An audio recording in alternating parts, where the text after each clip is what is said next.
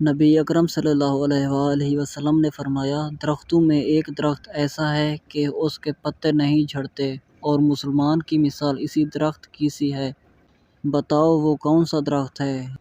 یہ سن کر لوگوں کا خیال جنگل کے درختوں کی طرف دوڑا۔ عبداللہ رضی اللہ عنہ نے کہا، میرے دل میں آیا کہ وہ کھجور کا درخت ہے، مگر میں اپنی کم سنی کی شرم سے نہ بولا۔ آخر صحابہ نے نبی کریم صلی اللہ علیہ وآلہ وسلم سے ہی پوچھا کہ وہ کون سا درخت ہے؟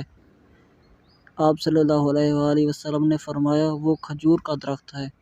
صحیح بخاری، حدیث نمبر 61۔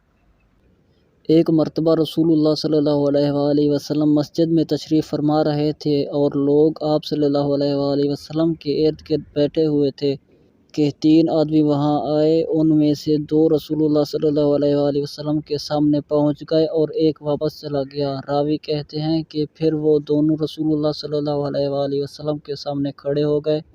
اس کے بعد ان میں سے ایک نے جب مجلس میں ایک جگہ کچھ گنجائش دیکھی تو وہاں بیٹھ گیا، اور دوسرا اہل مجلس کے پیچھے بیٹھ گیا، اور تیسرا جو تھا وہ لوٹ گیا۔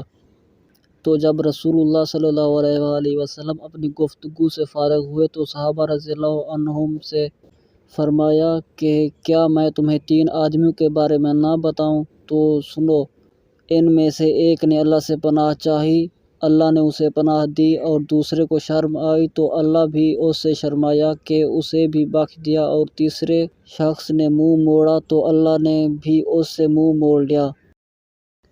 آپ صلی اللہ علیہ وآلہ وسلم نے فرمایا کہ ایک وقت ایسا آئے گا کہ جب علم اٹھا لیا جائے گا، جہالت اور فتنے پھیل جائیں گے اور حرج بڑھ جائے گا۔